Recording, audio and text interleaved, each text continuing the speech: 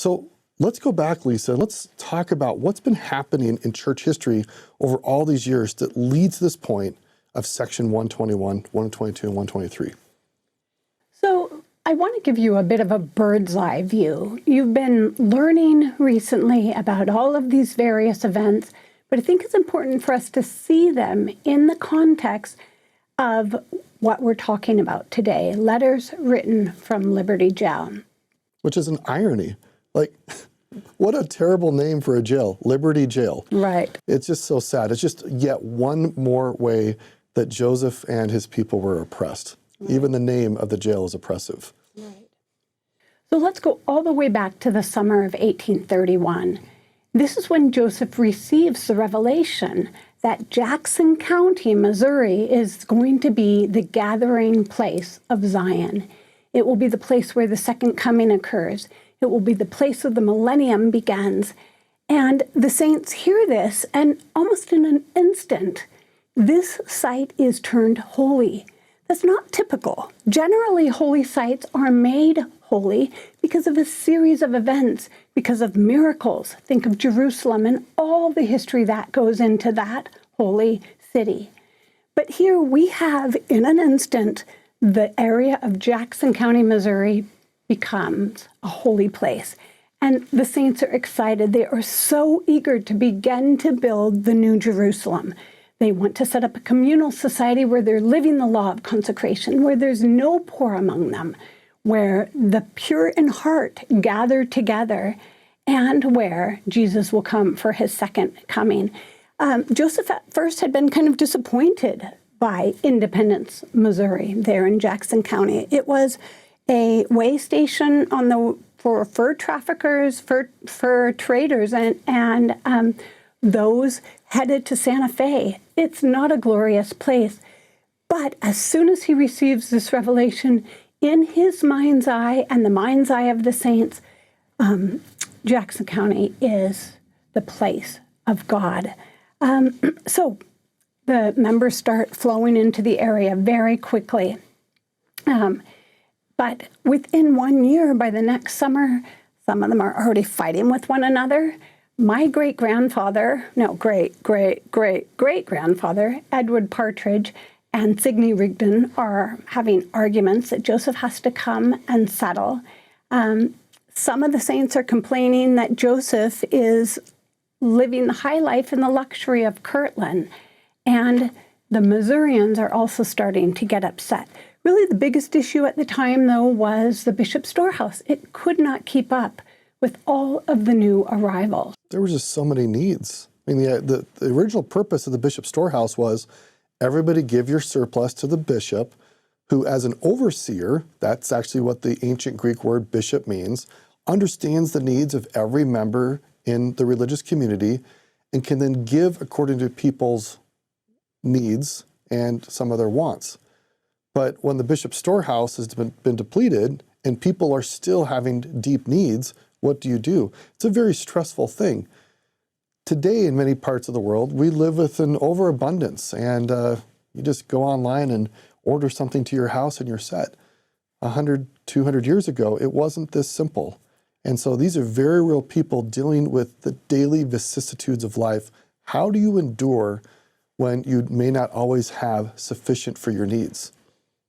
So very quickly, this area fills up. The Lord had even advised his people to take it slowly, but they were so excited. So Independence, Missouri grows to be 1,200 people by around the summer of 1834, and more are coming every month. There's friction, though, with the Missourians. Part of it's cultural. A lot of these members are coming from New England. They agree with the abolitionists. They really don't like slavery. The Missourians are essentially a southern state. It's a slave state. They believe in slavery, and that's a massive political issue that eventually leads to civil war in the 1860s in the United States. But this is simmering tension. You have basically minor civil wars breaking out between Northerners, who are these members of the church, and Southerners, who are the Missourians. And that's part of what the conflict is, among other things. Right. Another cultural conflict was that the members saw the Native Americans as a chosen people, as the house of Israel. And they place them to some extent in a revered spot. This is not how the typical American in the 1830s views the Native Americans. At the end of 1833, the Saints are kicked down of Independence, Missouri. And so they go north, they start settling other regions nearby. During this time, the Saints are being sorely mistreated. They're not always choosing well themselves. Sometimes they're resorting to violence. So going through the countryside, ransacking people's food and supply, looking for caches of weapons. And so they're not always living a peaceful life. Not always turning the other cheek. It's very difficult when you have been hurt. The very natural reaction is to respond in kind. And we see some of the early saints doing that. They have very natural reactions. And who among us has never responded to injustice with injustice? It's a natural reaction. We're not advocating it. We're just kind of laying out that for some of the early saints, it was a bit of a challenge, the suffering that they had to endure, and some didn't endure it well at all times. Right. They didn't always follow the guidance the Lord had given them in D&C verse 16, where he says, renounce war and proclaim peace. But like Taylor's saying, that is hard when you are suffering, when your family is suffering, when your wife and your children are suffering as well. By the summer of 1836, the Saints start settling far west Missouri. And interestingly, this is the connection to what Taylor said just a moment ago. This land was really considered subpar. So the Missourians were willing to set aside 2 counties for the members of the church to settle, but there wasn't much timber there, and it was really thought to be a land that wasn't worth having. So that's the time when they went to far west. Now let's get some of the rest of the context. In Kirtland, things are not going well. In 1837, there's a financial crisis throughout the entire nation, and it and other factors affect a bank that the members were trying to establish. That bank fails. That leads many people to question Joseph's role as a prophecy. By 1838, you have apostles being excommunicated, including Oliver Cowdery and David Whitmer. And Joseph never said he was going to be a prophet, P-R-O-F-I-T. He only said he was a prophet, right. P-R-O-P-H-E-T. And people sometimes thought, this prophet needs to get us a prophet. And when that didn't happen, they thought he wasn't a prophet. Sure. So things are really, it is a time period of chaos and upheaval for the members, whether they're in Kirtland or whether they're down in Missouri. And it is really in 1838 that things start heating up.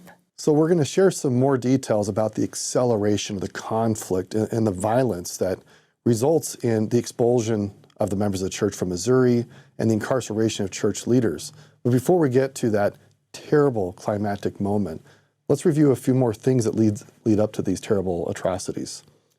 So by August of 1838, you have quite a bit of conflict going on between the Missourians and the members of the church. There's an election in August, and one of the candidates bashes the members and says, don't let them vote. So a bit of a brawl, and then it even turns into more of a war breaks out between the members of the church and the Missourians at the polls in 1838. Elections back then were quite rowdy affairs with lots of alcohol. The boys out there having a good time, but this time it ends up becoming a fight. There's guerrilla warfare that's breaking out throughout the state. And then you start to have some of these events mentioned up here. On October 24th, two apostles of the church, Thomas B. Marsh, who was in fact the senior apostle, and Orson Hyde, release affidavits that basically say that Joseph Smith is planning to take over the area, take over the state, and then even take over the nation. And then the world. And then the world. I mean, they just are so incendiary in their inflaming comments about Joseph Smith and his desire to basically overthrow everybody and enthrone himself as king, that the governor gets this and feels like the only thing he can do is to take immediate forceful action. But before that, we have the Battle of Crooked River. And during this battle, one of the apostles, actually the second senior apostle after Thomas B. Marsh, David Patton, is killed in that battle. So then we have on October 27th, Boggs' extermination order, just this infamous order. Now it's interesting, I'm personally connected to this. I was born in Jackson County, Missouri in 1972. And it turns out that the extermination order had never been rescinded, never been erased from the books. But it's interesting that my dad happened to be bishop at this time, and a woman was baptized into our ward who was a PR specialist. She was great in the public with communication, and my dad thought, oh, it'd be great for her to be the PR specialist for the ward. And my dad and her got talking about, maybe we should run some kind of celebration about the overturning of the extermination order, like when it was rescinded. And it turns out this woman was a childhood friend of a guy named Kit Bond, who happened to be the Missouri governor at the time that we lived in Kansas City. And so this woman reaches out to her childhood friend, the governor, and said, could we check the dates when this was rescinded and maybe just run a little celebration? And weeks and months go by and she hears nothing. Finally, the governor's office gets back to her and said, embarrassingly, actually, this law is still legal to kill members of the church. So my dad's like, oh my gosh, this is a pretty big deal. I better alert the brethren in Salt Lake City about this. So my dad sends us up the line, and again, months go by, and then the brethren respond and say, let us quietly work with the state of Missouri to rescind this order and not make a big deal of it at all, because the people living in Missouri today are not the people that were alive back in the 1830s, and the people in Missouri today are not responsible for things that happened in the past. And so it was rescinded. I don't remember the exact date, but I think it was maybe in 1976. But we might kind of smile about that current story, but it was nothing to smile about in October, because it precipitated or caused atrocious things to happen, including a mob attacking one of the outposts of the Mormons, Hans Mill. The Hans Mill massacre is really a tragic event, as are all of these events. 17 people were killed. And there's a lesson here. As fallen humans, right? We are fallen nature. We've all fallen from the presence of God. It is a natural thing for us to be afraid of people who aren't like us. And we're often asked to understand those who aren't like us, to walk in their shoes, to learn empathy, as Jesus taught. And we see in these events that there were some people who were so afraid of those who were not like them, members of the church, that they took action to push them away and even kill them. And that still happens today if you look around the world, that there are people who are afraid of those who aren't like them, and in some cases are willing to say, you can't vote, you can't be in my community, you can't eat with me, you can't live nearby me, and in some cases I'm going to jail you or I'm going to kill you.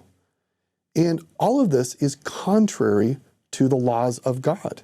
In fact, if you look at the Ten Commandments, which was God's express instructions for how to be covenantally loyal to him, one of the things that he said is you have to treat the stranger or the foreigner well, because you were strangers and foreigners in a foreign land and weren't treated well.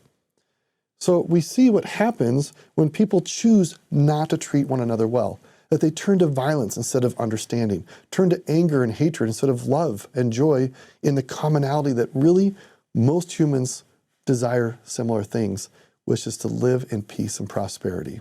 So then we have Far West being put under siege, and then the church leaders being brought out to be arrested. So at this point, General Lucas wants to immediately execute the church leaders, including Joseph Smith and Sidney Rigdon. And Alexander Doniphan, who becomes a stalwart defender of the needs of the saints, steps in and says, you will not do that. And he stops General Lucas from executing the church leaders, which is basically a form of frontier justice. And instead, they throw them in jail. And this is what leads up to many, many months of imprisonment in wintertime. They spend some time in Richmond and later get transferred to Liberty Jail. Now, I want to share with you some quotes from Joseph Smith and then from Parley P. Pratt about how they felt being ripped away from their families by these mobs and these angry individuals. Joseph Smith said, "I found my wife and children in tears, who feared we had been shot by those who had sworn to take our lives, and that they would see me no more. When I entered my house, they clung to my garments, their eyes streaming with tears, while mingled emotions of joy and sorrow were manifested in their countenances.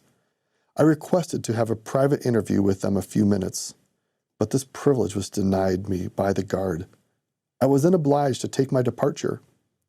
Who can realize the feelings which I experienced at that time, to be thus torn from my companion, and to leave her surrounded with monsters in the shape of men, and my children too, not knowing how their wants would be supplied, while I was to be taken far from them in order that my enemies might destroy me when they thought proper to do so. My partner wept. My children clung to me until they were thrust from me by the swords of the guards. I felt overwhelmed while I witnessed this scene and could only recommend them to the care of that God whose kindness had followed me to the present time, and who alone could protect them and deliver me from the hands of my enemies and restore me to my family." Let's turn to Parley P. Pratt, one of the most eloquent early leaders of the church. "This was the most trying scene of all. I went to my house, being guarded by 2 or 3 soldiers. The cold rain was pouring down without, and on entering my little cottage, there lay my wife, sick of a fever. I stepped to the bed. My wife burst into tears. I spoke a few words of comfort, telling her to try to live for my sake and the children's, and expressing a hope that we should meet again, though years might separate us. She promised to try to live. I then embraced and kissed the little babes and departed. Till now, I had refrained from weeping, but to be forced from so helpless a family who were destitute of provisions and fuel, and deprived almost of shelter in a bleak prairie, with none to assist them, exposed to a lawless banditti who were utter strangers to humanity, and this at the approach of winter, was more than nature could well endure. I went to General Moses Wilson in tears, and stated the circumstances of my sick, heartbroken, and destitute family in terms which would have moved any heart that had latent spark of humanity yet remaining. But I was only answered with an exultant laugh and a taunt of reproach by this hardened murderer. As I returned from my house toward the troops in the square, I halted with the guard at the door of Hiram Smith, and heard the sobs and groans of his wife at his parting words. She was then near confinement and needed more than ever the comfort and consolation of a husband's presence. As we returned to the wagon, we saw Sidney Rigdon taking leave of his wife and daughters, who stood at a little distance in tears of anguish indescribable.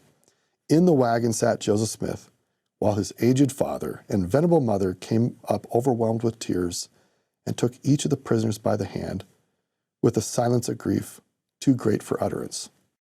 So let's segue into other words from Parley P. Pratt.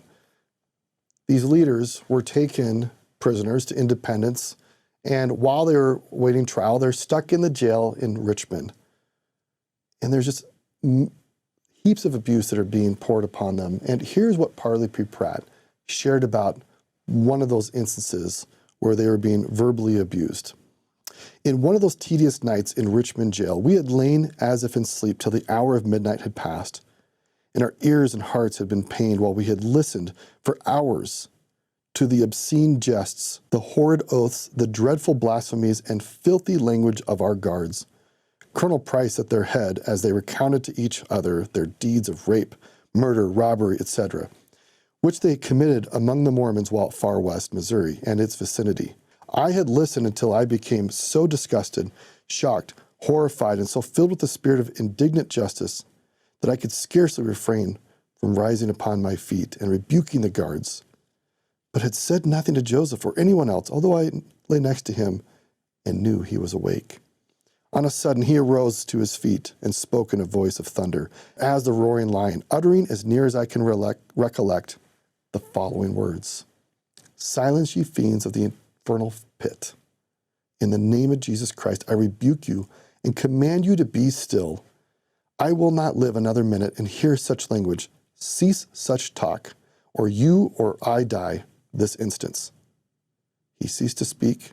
He stood erect in terrible majesty, chained and without a weapon, calm, unruffled, and dignified as an angel.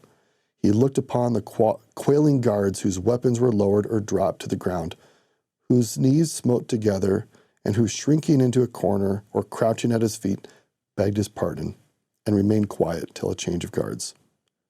I have seen the ministers of justice clothed in magisterial robes, and criminals arranged before them while life was suspended on a breath in the courts of England. I have witnessed a Congress in solemn session to give laws to nations. I have tried to conceive of kings, of royal courts, of thrones and crowns, and of emperors assembled to decide the fate of kingdoms, but dignity and majesty have I seen but once, as it stood in chains at midnight in a dungeon in an obscure village in Missouri. I think that testimony is incredible, and you get a sense of Joseph's power, his faith, his majesty, as Pratt said. At the same time, we are reminded of what the rest of the members are going through. As their leaders are jailed, they are beginning a forced exodus from Missouri. A town in Illinois, Quincy, Illinois, has people who are welcoming to the saints, but this is wintertime, and they are being forced to leave their homes after so much of their material goods have been destroyed. And I just think it's important for us to understand how devastating this moment was to the saints. It was not merely the physical devastation, the loss of lives and teams of horses or oxen and food, stores, and goods, but this was an emotionally and spiritually devastating time. They believed that they were creating Zion. And that dream is shattered, and they are forced to leave and forced to seek the goodness of the people of Quincy, Illinois. Even Joseph is distraught and confused and complains against the Lord. So as we look at these letters from Liberty Jail, it's all of this context we've been giving you to give you a sense of what the saints were going through and what Joseph, as their leader, was going through.